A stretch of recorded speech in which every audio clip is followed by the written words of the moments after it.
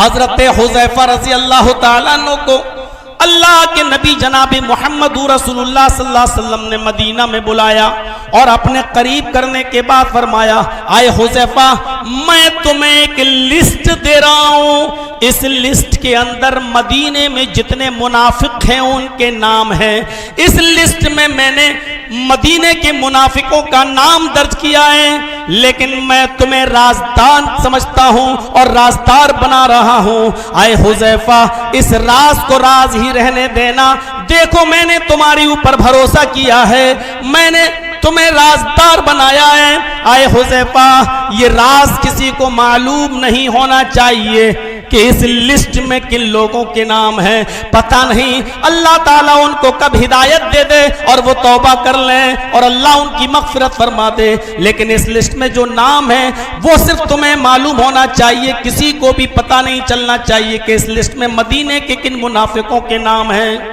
حضرت حذیفہ نے اس لسٹ کو اپنے پاس رکھا، ناموں کو پڑھا اور اپنی پوری زندگی اس لسٹ کو دیکھنے کے بعد کسی کو بتایا نہیں کہ اس لسٹ میں کتنے لوگوں کے نام ہیں، کون منافق ہے۔ لوگ آتے تھے پوچھتے تھے کہ حذیفہ کیا لسٹ ہے، اس لسٹ میں کن لوگوں کے نام ہیں، حذیفہ کہہ دیا کرتے تھے سوری جو رازدار اللہ کے نبی نے مجھے بنایا اور میرے اوپر اتنا بھروسہ کیا، میں اپنی زندگی میں نبی اکرم کے اس راز کو فاش نہیں کر سکتا۔ اب لوگوں کو تجسس ہو گیا، شوق ہوا کہ ہم کیسے پتہ لگائیں کہ کون منافق ہے کون نہیں، اور حضرت حذیفہ تو بیچارے بتاتے ہی نہیں اور یہ نبی کا راز کیوں بتانے لگے، نبی نے سختی کے ساتھ منع کیا ہے بتانے کے لیے۔ تو دیکھتے تھے مدینے کے لوگ کسی کا انتقال جب ہو جاتا تھا مدینے میں تو لوگوں کی نظر اس انتقال شدہ آدمی پر نہیں ہوتی تھی، اس مرنے والے پر نہیں ہوتی تھی، جو انتقال کر گیا اس پر نہیں ہوتی تھی، اس کے جنازے میں وہ لوگ یہ دیکھا کرتے تھے کہ حضرت حذیفہ آئے ہیں یا نہیں آئے ہیں۔ اگر حضرت حذیفہ آئے ہیں تو سمجھا جاتا تھا کہ مرنے والے کا جنازہ مومن کا جنازہ ہے، اور اگر مرنے والے کے جنازے میں حضرت حذیفہ شامل نہیں ہوئے تو سمجھا جاتا تھا کہ مرنے والا منافق ہے۔ یہ لوگ اپنے دماغ سے سوچنے لگے کہ حذیفہ اس لیے نہیں آئے کہ مرنے والے کا نام لسٹ میں پڑا ہوگا اور اس منافق کا انتقال ہوا اس لیے نہیں آئے۔ میرے پیارے ساتھیوں، لوگ انتقال کے موقع پر دیکھنے لگے کہ حذیفہ شریک ہو رہے ہیں یا نہیں ہو رہے ہیں، اگر ہوتے تھے تو سمجھا جاتا تھا کہ مرنے والا مومن، اور نہیں ہوتے تھے تو سمجھا جاتا تھا کہ مرنے والا منافق۔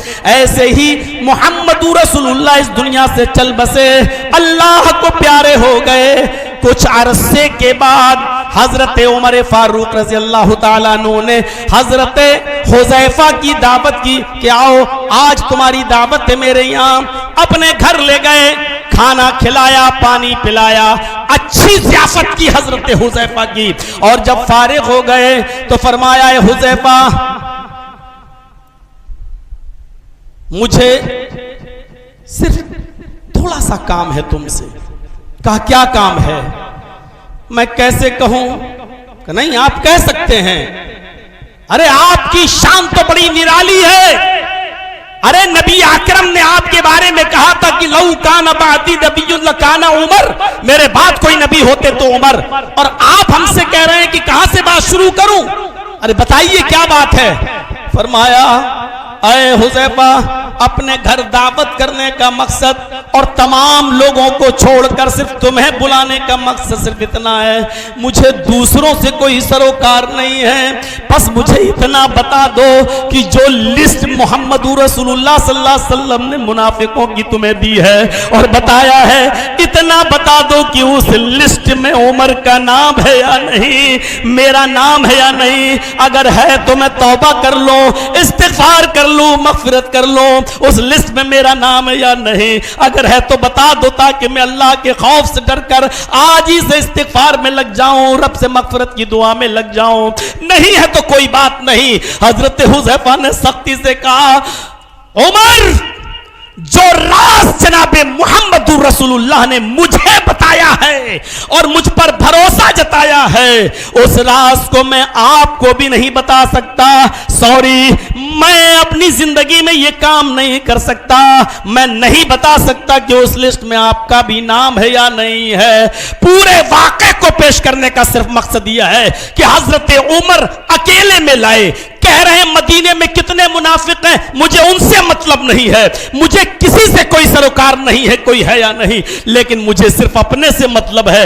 اتنا بتا دو کہ مدینے کے اس منافقوں کی لسٹ میں میرا نام ہے یا نہیں ہے. اپنی فکر تھی حضرت عمر فاروق رضی اللہ تعالیٰ عنہ کو. اسی طریقے سے ہر شخص، ہر انسان، ہر مسلمان اپنی فکر خود کر لے، اپنے سماج میں اصلاح ہو جائے گی. معاشرے کے اندر آپ دیکھ لیجئے گا نیکیوں کی گنگا بہنے لگے گی اور برائیاں اپنے معاشرے سے خود بخود ختم ہوتی چلی جائیں گی. تو میرے پیارے ساتھیوں، ذرا غور کیجئے. حضرت عمر فاروق نے بتا دیا مجھے اپنی فکر ہے، ہم پہلے اپنے آپ کی اصلاح کر لیں. بتاؤ اگر نام ہے تو میں آج ہی سے توبہ کروں، استغفار کروں، اور میں کسی کو نہیں بتاؤں گا کہ حضرت حذیفہ نے مجھے بتا دیا ہے. میں کسی کو نہیں بتاؤں گا. لیکن جس پر نبی کی نظر انتخاب پڑی ہو کہ یہ شخص رازداری کو رازداری میں رہنے دے گا، کسی کو نہیں بتائے گا، وہ رازدار حضرت عمر سے بھی کہہ رہا ہے سوری، میں آپ کو بھی نہیں بتا سکتا، میں نبی اکرم کے توکل و بھروسے کو نہیں توڑ سکتا. اس کے بعد پڑھیے قرآن کی آیت، یا ایھا الذین آمنوا علیکم انفسکم، ایمانوں والو اپنے آپ کو دیکھو، پہلے اپنی فکر کرو. کون کر رہا ہے؟ جرجیت صاحب لیکچر دے رہے ہیں قوم کے لیے، لیکن جرجیت صاحب پہلے خود اپنی اصلاح کر لیں. اتنے بڑے مجمع میں لیکچر کی ضرورت ہی نہیں پڑے گی. ہم کو دیکھ کر دنیا خود بخود اپنے اندر چینجنگ لانے کی کوشش کرے گی. اور یہی کہا تھا مہاتما گاندھی نے، کیوں تم بوریا بستر اٹھا کر ادھر سے ادھر اور ادھر سے ادھر جاتے ہو، اس شہر سے اس شہر جاتے ہو؟ صرف اپنے اندر جناب محمد رسول اللہ کا کریکٹر، اپنے اندر نبی اکرم کا اخلاق، اپنے اندر نبی اکرم کا کردار پیدا کر لو. غیر مسلم دنیا تمہارے اخلاق، تمہارے کردار اور تمہارے کریکٹر کو دیکھ کر خود بخود اسلام قبول کرتی چلی جائے گی. میرے بھائیوں، ہمیں پہلے اپنی فکر ہونی چاہیے. لیکن حالات یہ ہیں جلسوں کے بھی، اور سوشل میڈیا پر جو لکھتے ہیں وہ کسی حد تک صحیح بھی ہے، کیونکہ جب پوری رات جلسہ ہو، 2 بجے تک جلسہ چلے، اور اس کے بعد 4 بجے اور 5 بجے جب فجر کی اذان کی آواز مسجد سے آئے اور وہاں ایک صف بھی پوری نہ ہو، اور اسی گراؤنڈ اور میدان کے بغل میں مسجد ہو، تو پھر بتائیے پھر آپ کو اس اجتماع کا اور اس جلسے کا کیا بینیفٹ ملا ہے اور کون سا فائدہ پہنچا ہے؟ میرے بھائیوں، تلذذ کے لیے اور لطف حاصل کرنے کے لیے ہم جلسہ کرتے بھی ہیں، کراتے بھی ہیں، اور سنتے بھی ہیں اور سناتے بھی ہیں. یہی ایک صورتحال ہو گئی ہے. میڈیکل سائنس کی زبان میں ایک بیماری ہے جس کا نام ہے ڈائریا. آپ نے سنا ہوگا ڈائریا بیماری. کیا ہوتا ہے؟ لوز موشن، پانی کی طرح بالکل پتلے موشن اور بار بار ہونا، کیونکہ آپ کا نظام ہضم فیل ہو جاتا ہے، آپ کا لیور کام کرنا بند کر دیتا ہے. آپ جو کچھ بھی کھا رہے ہیں منہ کے راستے سے نظام ہضم اس پر وہ پورا نہیں کر پاتا ہے لیور کام، اور وہ چیز آپ کے جسم میں نہیں لگتی ہے، نہ خون بناتی ہے، نہ طاقت پیدا کرتی ہے، بلکہ وہی پانی میں مل کر لوز موشن کی شکل میں دوسرے راستے سے باہر آ جاتی ہے. اس چیز کا نام ہے ڈائریا. آپ نے کھایا لیکن آپ کے جسم کو نہیں لگ رہا ہے، آپ کو طاقت نہیں پہنچا رہا ہے، وہ غذا پہنچا رہی ہے، اور نہ ہی آپ کے جسم میں خون بن رہا ہے، بلکہ دوسرے راستے سے باہر. یہی جلسوں کا حال ہو چکا ہے. ہمیں کانوں کا ڈائریا ہو چکا ہے. جس طریقے سے ہمارا نظام ہضم خراب ہو جاتا ہے، ہم منہ سے کھاتے ہیں اور دوسرے راستے سے وہ غذا باہر نکل جاتی ہے, ہمارے جسم پر کوئی اثر نہیں کرتی ہے. یہی جلسے ایک کان سے سنے جاتے ہیں, ایک کان سے سنتے ہیں ہم, اور سنی ہوئی باتوں کو اس جلسے سے نکلنے کے بعد دوسرے کان سے ہم نکال دیتے ہیں. ہمارے دلوں پر اس کا کوئی اثر نہیں پڑتا ہے, ہمارے زنگ آلود دلوں پر کوئی فرق نہیں پڑتا ہے. صبح ہو کر بس چائے کی ہوٹلوں پر جاہل قوم نمبر دیتی ہے کہ پہلے نمبر پر اس کی تقریر, دوسرے نمبر پر اس کی تقریر, تیسرے نمبر پہ یہ مولانا اچھا بیٹھا بولا, اور خود اس کا حال یہ ہے کہ فجر کی نماز بھی نہیں پڑھا ہے, اس کا حال یہ ہے کہ وہ چائے کی چسکی لے رہا ہے. یہ جاہل قوم علماء کو نمبر دیتی ہے, مولویوں کو نمبر دیتی ہے. یہی صورتحال آج ہمارے جلسوں کی ہو چکی ہے. آزاد پارک والوں ہو سکتا ہے کہ شاید میری باتیں سن کر آپ آئندہ پھر 20 سال کے لیے ہمیں چھوڑ دیں, لیکن حقیقت ہے سننا ہے تو سننا تو پڑے گی. میرے پیارے ساتھیوں, یہی صورتحال آج ہماری ہو چکی ہے. سوچے ہوں گے بڑی محنت سے تو چندہ وندہ کرا کے جلسہ کرایا, اور یہ مولوی کہہ رہا ہے ایک کان سے سنتے دوسرے کان سے اڑاتے, ڈائریا کہہ رہا ہے.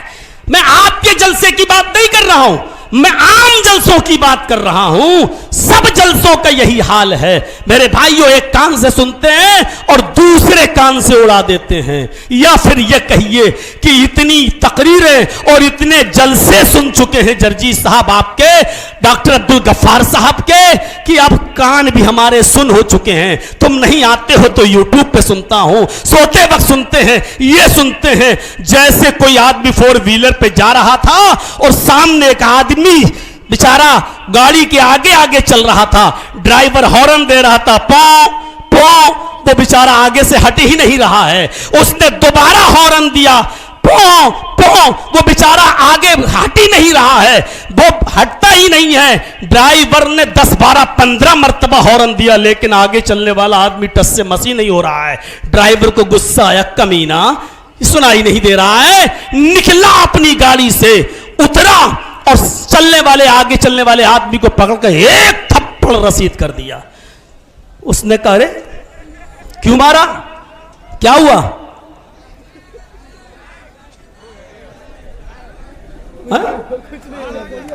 ارے اس کو مت کچھ کہیے گا, اس کو کچھ بھی کہہ دیا تو چوکا گھاٹ میں اسی طرح ہو گئے جیسے ہم تھے.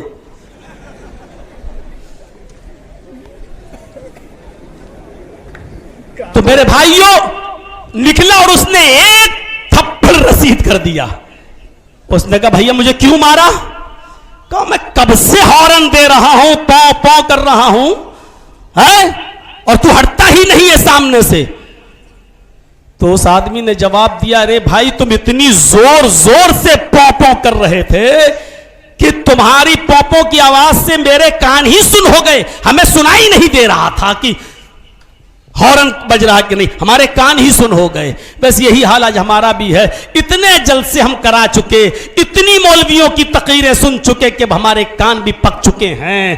اب ہم یا تو سمجھتے نہیں ہیں, یا سن لیا تو ایک کان سے اور دوسرے کان سے ہم نے اس کو اڑا دیا. میرے بھائیوں, اگر فطرت میں زندگی موجود ہو تو اصلاح کے لیے ایک جملہ کافی ہوتا ہے, پوری رات کی تقریریں اور جلسے کی ضرورت نہیں ہے.